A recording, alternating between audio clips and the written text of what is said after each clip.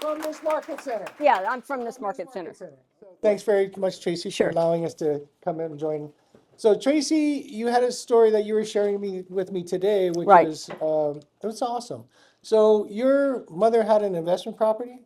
Well, it was our family home. Okay. She bought it like 57 years ago, and then she moved to Florida to work, and we had it rented out for like the last 17 years. Oh, okay. And she bought it for $16,000. oh, okay. And you sold it for $1 million. Yeah, yeah. not bad, right? Not bad. Well, and we had been having, well, I know y'all know, it doesn't matter what market you're in. They're calling everybody, oh, we need your house. Will you sell your house? And so, and we had already gotten 2 offers for $1 million on it before I went to family reunion last year. And I told my mom, she's like, should I sell? And I said, what are you going to do with the money? Stock market's terrible. You're going to have to pay capital gains, or we're going to have to do a 1031, and I'm going to have to buy 3 properties. And I don't want to manage 3 properties because it would have been me. And she said, okay. And I said, all it's done is go up, so just keep it. And she did. And then I went to family reunion, and John Taylor got up and started talking about DSTs. And I was like, I'm thinking that might work for Mom. So then I talked to both of them about it and got it all figured out and what the requirements were. And then I went back home, and John talked to Mom, I don't know, 3 or 4 times? At least. At least. And she sat in on some of the webinars, and she did all the... How old's Mom? Mom's 87. Mom's 87, okay. Yeah. And Mom worked until she was 82 and worked 2 jobs raising us, and you know, bought that house because it was in a good school district. So What would have been the tax consequence if she sold and didn't do a 1031 exchange? oh gosh, I think it would have been over $300,000. Over $300,000. Yeah. Yeah. With all the stuff that was going on, and then no real good place to put the money at the time. Okay. Um, So you met with John, you met with our 1031 exchange accommodator, deferred. Deferred, yes, they were fabulous. So tell me one of the experience that you had with both of them. Well, Was it hard? there was nothing hard about it Oh, okay. at all, and I was nervous because it's my mom. Yeah. And she's listening to me, and I was nervous about it. John explained everything so that she understood it. He went through several slides. Here's what I would recommend. And he would always say, even with her sitting there, he would say, now, this is what I would recommend for Mom because of blah, blah, blah.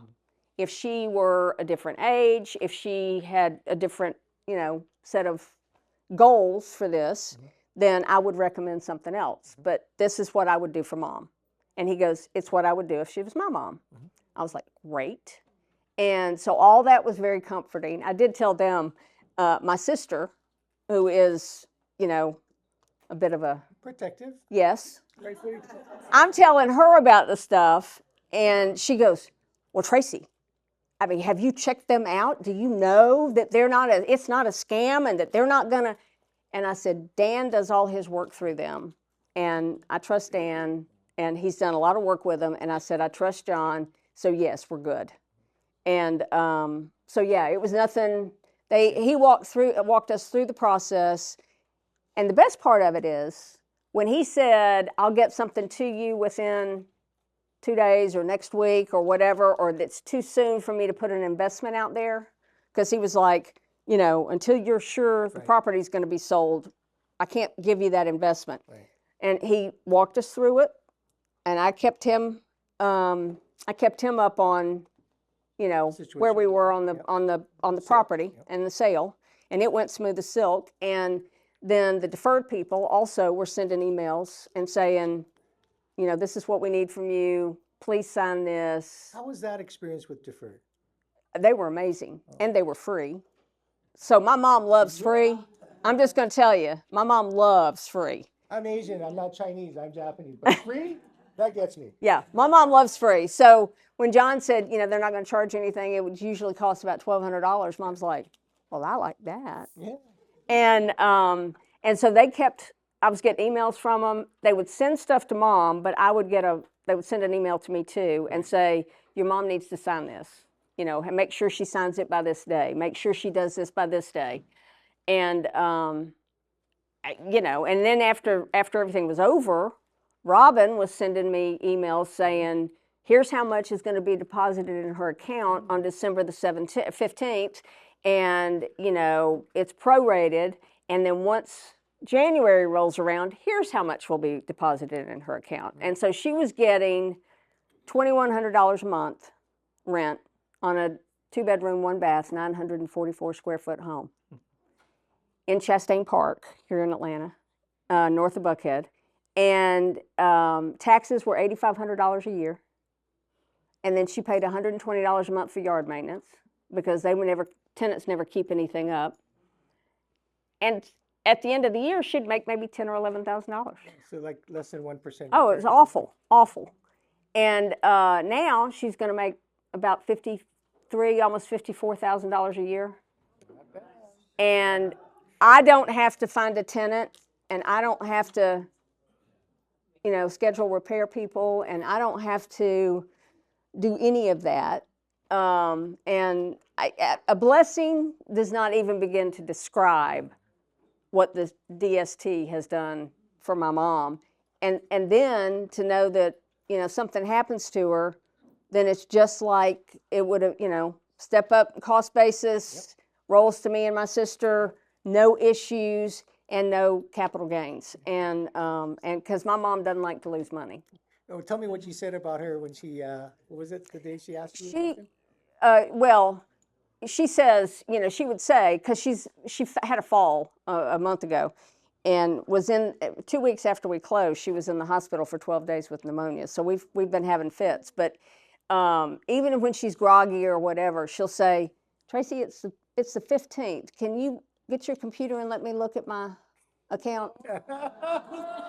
And I'm like, yep, I can do that. And then I also told them that our whole lives, it was like, you don't mess with her car, her money, or her kids. And it's not necessarily in that order. So, you know, she's always, no. And the communication was the biggest. It was like I wasn't having to chase anybody down when they said, you know, we'll send something for you to look at. And then she would look through the slides and ask me questions. And she's very involved in her finances, always has been. Sure. And but it was so easy. And more importantly, I was like a major hero to my mom because it worked so beautifully. And I feel so good about it because, you know, it's a headache. And I asked her, I said, because my nephews sort of had an issue. They all sort of were a little, you know, oh, Nana's selling the place. And I wanted to get, and you couldn't afford it. You can't afford it. Everybody has their hand out all of a sudden. And so, you know, but they you know, they spent a lot of time there when they were little. And so they were a little, you know, oh, I hate that. And my brother-in-law, surprisingly, was kind of like that. And I asked Mom, I said, are you feeling, you know, like at all concerned or, gee, you're going to get rid of this house? She goes, not one bit. She said, that house has done all it can do for me. And it's been great. And now it's done. And it's still doing for me. Doing things. And it's better than it was before. So she said, I don't have any regrets at all. And so I was telling John, my nephew was over at the house. We got some of the appliances out, and he took he said, you ought to take the door knocker off the house. And so we gave it to her for Christmas. And she was like, oh yeah, okay, good. So that was really the only thing we took from the house. But it was. So this is one story, very personal story from one of your own family members. Imagine how many other families that are around you in your community that are in this situation that you can have a major impact to. Again, it's not, we didn't talk about money, we talked about her lifestyle. And that's the whole goal of this community, is helping people transition life and having solutions available to provide for them in our job as realtors. Congratulations. Yeah, thank you very much. So much. Thank you. I appreciate that. Thank y'all.